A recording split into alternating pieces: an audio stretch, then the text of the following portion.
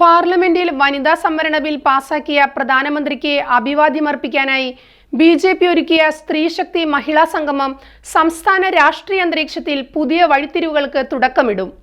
വനിതാ ബിൽ പാസാക്കിയതിനു ശേഷം ദേശീയ സമ്മേളനത്തിനുള്ള ആദ്യവേദിയായി കേരളത്തെ തെരഞ്ഞെടുത്തതുപോലും വ്യക്തമായ രാഷ്ട്രീയ ലക്ഷ്യങ്ങളോടെയാണ്. ലോക്സഭാ തെരഞ്ഞെടുപ്പിനുള്ള സംസ്ഥാന BJPയുടെ ഔദ്യോഗിക പ്രചരണ പ്രഖ്യാപനം കൂടിയാണ് തൃശൂരിലെ റോഡ് ഷോയിലൂടെ പ്രധാനമന്ത്രി നിർവഹിക്കാനൊരുങ്ങുന്നത്.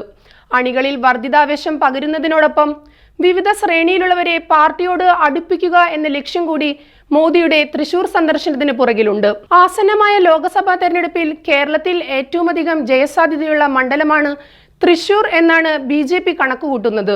അതുകൊണ്ട് തന്നെ BJP കേന്ദ്ര നേതൃത്വം നേരിട്ടാണ് പ്രവർത്തനങ്ങളെ ഏകോപിപ്പിച്ചുകൊണ്ടിരിക്കുന്നത്.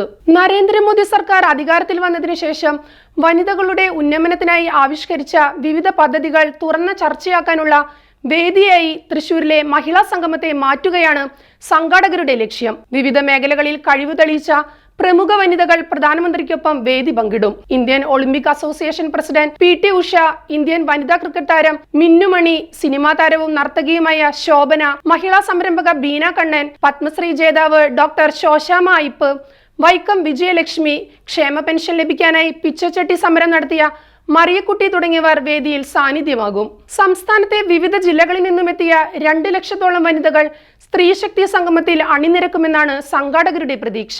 സമൂഹത്തിന്റെ വിവിധ തുറകളിൽ സേവനമനുഷ്ഠിക്കുന്ന വനിതാ സംരംഭകർ, സാംസ്കാരിക സാമൂഹ്യ പ്രവർത്തകർ, വനിതാ ജനപ്രതിനിധികൾ, അങ്കണവാടി പ്രവർത്തകർ, ആശാ വർക്കർമാർ, കുടുംബശ്രീ പ്രവർത്തകർ, തൊഴിലുറപ്പ് തൊഴിലാളികൾ തുടങ്ങി വ്യത്യസ്ത തൊഴിൽ മേഖലകളിലുള്ള മഹിളകളുടെ ഒത്തുചേരലായി ഈ മഹിളാ സംഗമം മാറും. തൃശൂരിലെ സ്ഥാനാർത്ഥിയായി NDA പരിഗണിച്ചിട്ടുള്ള സുരേഷ് ഗോപിയുടെ സാന്നിധ്യവും രാഷ്ട്രീയ ചർച്ച നേടുമെന്നത് ഉറപ്പാണ്.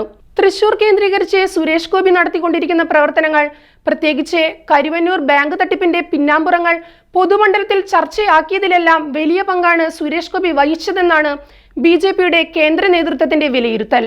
തൃശൂരിലെ വേദിയിൽ നരേന്ദ്രമോദി സുരേഷ് ഗോപിയുടെ പ്രവർത്തനങ്ങൾ എടുത്തു പറഞ്ഞുകൊണ്ട് പ്രചരണ പ്രവർത്തനങ്ങൾ ആരംഭിക്കുമെന്ന കണക്കുകൂട്ടലാണ് BJP നേതൃത്വത്തിനുള്ളത്. കേരളത്തിൽ നിന്നും ഇക്കുറിയെങ്കിലും പാർലമെന്റിൽ പ്രാതിനിധ്യം ഉണ്ടാക്കുക എന്നത് BJP സംസ്ഥാന നേതൃത്വത്തിന് മുന്നിലെ വലിയ വെല്ലുവിളിയാണ്. അതിൽ നേതൃത്വപരമായ ഇടപെടലുകളാണ് കേന്ദ്ര നേതൃത്വം നടത്തിക്കൊണ്ടിരിക്കുന്നതും. കേന്ദ്രമന്ത്രി അമിത് ഷായും ദേശീയ ജനറൽ സെക്രട്ടറി ഡോക്ടർ രാധാമോഹൻ അഗർവാളും മുഖ്യമായി ശ്രദ്ധ കേന്ദ്രീകരിച്ചിരിക്കുന്ന മണ്ഡലവും തൃശൂരാണ്.